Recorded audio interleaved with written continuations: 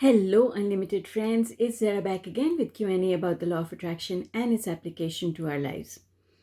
This question was contributed by Nikki on Instagram. And let me read the question. So she says, where does activism lie in this? She's talking about law of attraction. I am outspoken about oppression, and sometimes this causes problems in my life. But being silent would also cause me to feel guilty. What is the solution here? I'm torn between the two worlds of spiritualism and activism. They do not seem to be mutually inclusive or live in harmony. Hmm. Hmm. This is a fabulous question. So the first thing I want to say to you, Nikki, is I hear you. I hear you. And I totally understand where you are coming from. It is not easy for those of us who are empathic, those of us whose hearts bleed when we see suffering around the world. We want to take action to change something. We want to create circumstances and situations where everyone can be happy. And it frustrates us when we are not able to do so. So I totally get where you're coming from.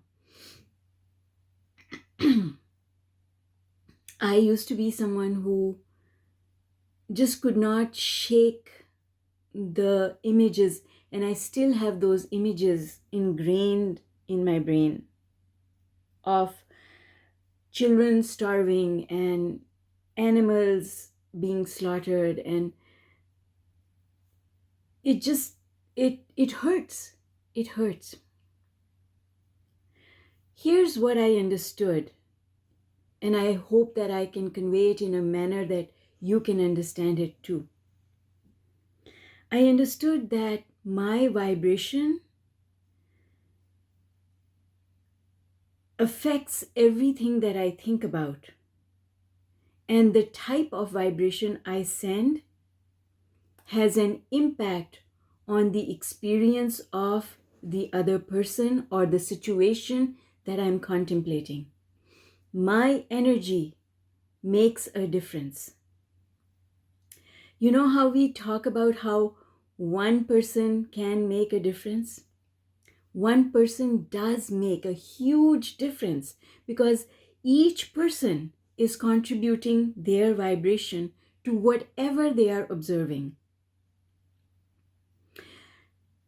The thing that I was able to understand and start applying is that if I care about someone or something and I send them a vibration from a place of worry, anxiety, fear, basically any type of low vibrational emotion like anger,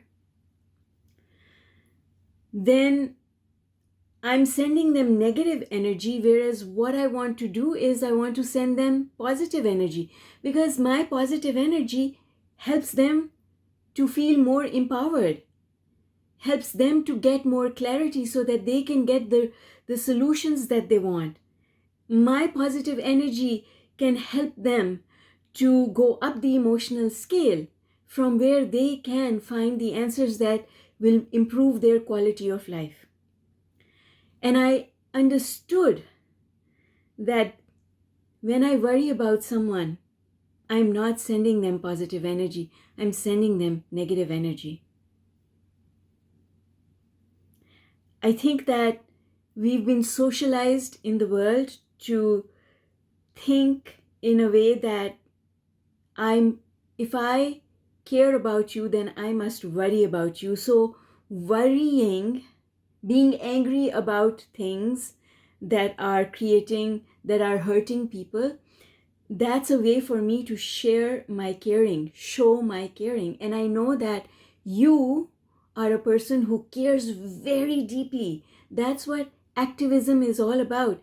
Activism is about caring deeply and wanting to change circumstances. Let me tell you a little story long ago, because what you're explaining, it used to upset me. And I wanted to be that person who contributed towards making the world a better place. And then one day, my daughter was out with her um, friend's mother. Julia's mother had taken the girls to a concert. And they told me that they were going to be late coming back from this concert. It was going to be maybe 11:30 by the time they came home. At that time, my parents were visiting with me. And at 11 o'clock, my father came down and he said, "Have you heard from Kinza?" That's my daughter's name. And I said, "No, not yet. They're probably still at the concert, having a good time." And, he went away. At 11:30, he came downstairs again. I was working in the living room and he said, "Is she home yet?" And I said, "No, not yet." Then he said, "Have you heard from her?" And I said, "No, not yet. They're probably having such a good time. Don't worry about it. Julia's mother is with the girls. They're fine." And my father went away. Another 15 minutes went by and he came down again. And he said, "Have you called them?" I said, "No, I'm pretty sure they're okay. I don't need to disturb them. Even if I call, if it's noisy, they're not going to hear."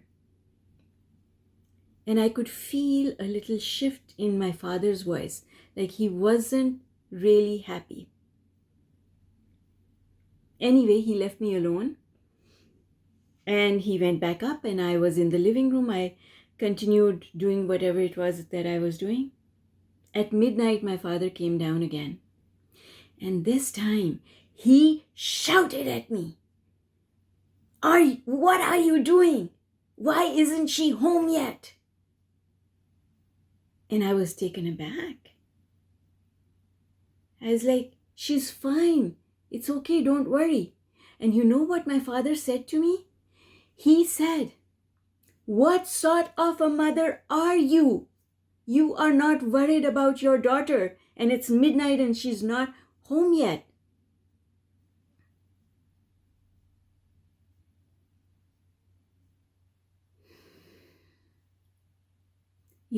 The way I've been raised is that I would never say anything disrespectful to my father. And I can tell you, no one else can shout at me. But when my father shouted at me, I told him, "Okay, let me see what I can do. Don't worry. Let me call them and I'll come up and I'll let you know." He went upstairs. My daughter returned a few minutes later. I sent her upstairs to go and hug her grandfather and let him know that she was safe home. And after that, I started thinking about what my father had said to me. When he said, "Why aren't you worried about your daughter?" Basically, he was creating a measurement about how much I care about my daughter based on how much I worry about her. And I understood that.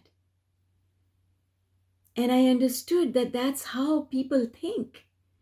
When my mother calls me and says, "Oh, I miss you, sweetheart," what she's really saying is, "I love you, sweetheart." She says, "I worry about you." When she says, "I worry about you," she's really saying, "I love you. I care about you."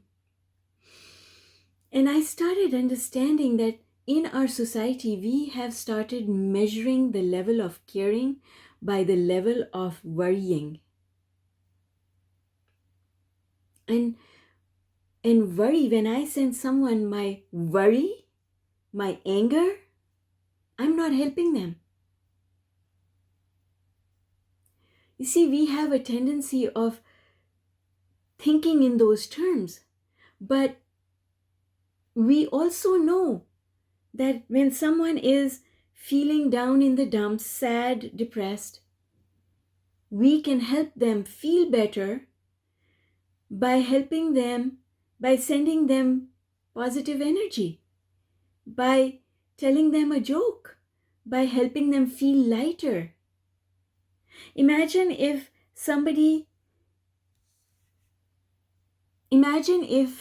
there was a drought somewhere in the world and people were dying of starvation. Imagine if I call someone, maybe I have a friend there, and I call my friend and I say to her, "Oh, I feel terrible about what is going on in your life. Oh my goodness, you must be hurting so much.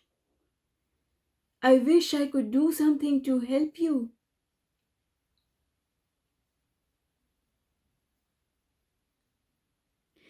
My friend is going to say, "Well, talk is cheap.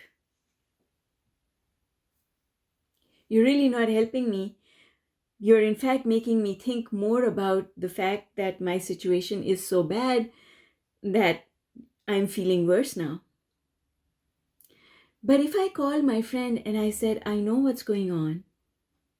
I feel for you, but I also know that you can get through it.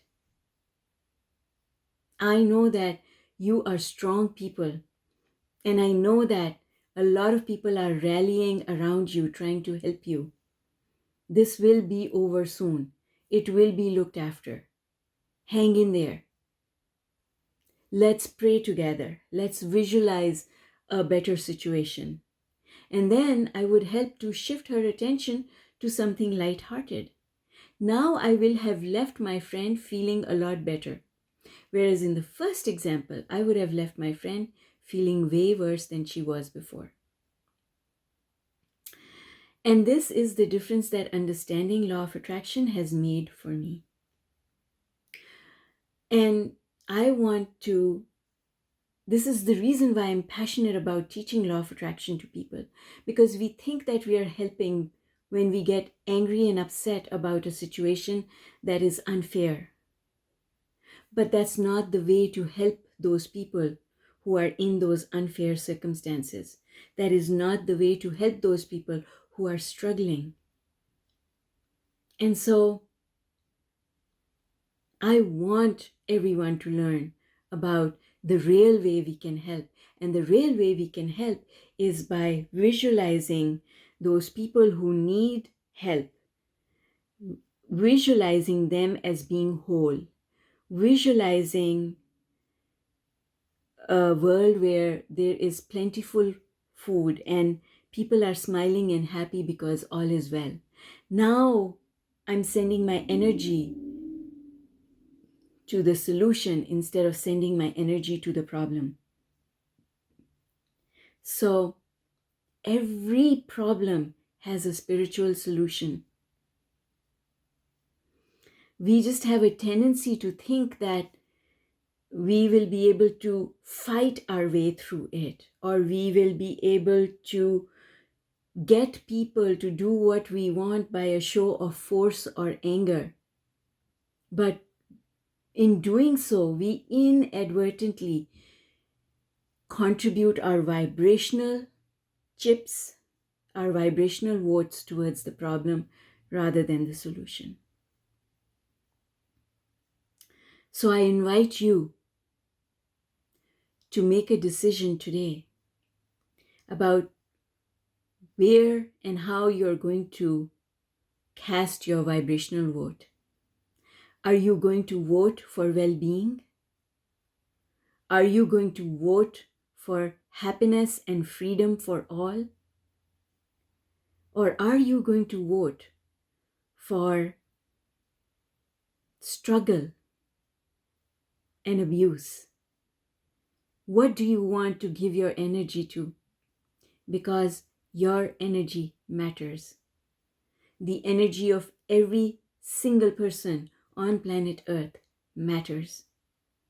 We can decide today to send positive energy instead of sending anger and negative energy. And by doing so, we will be contributing to making the world a better place.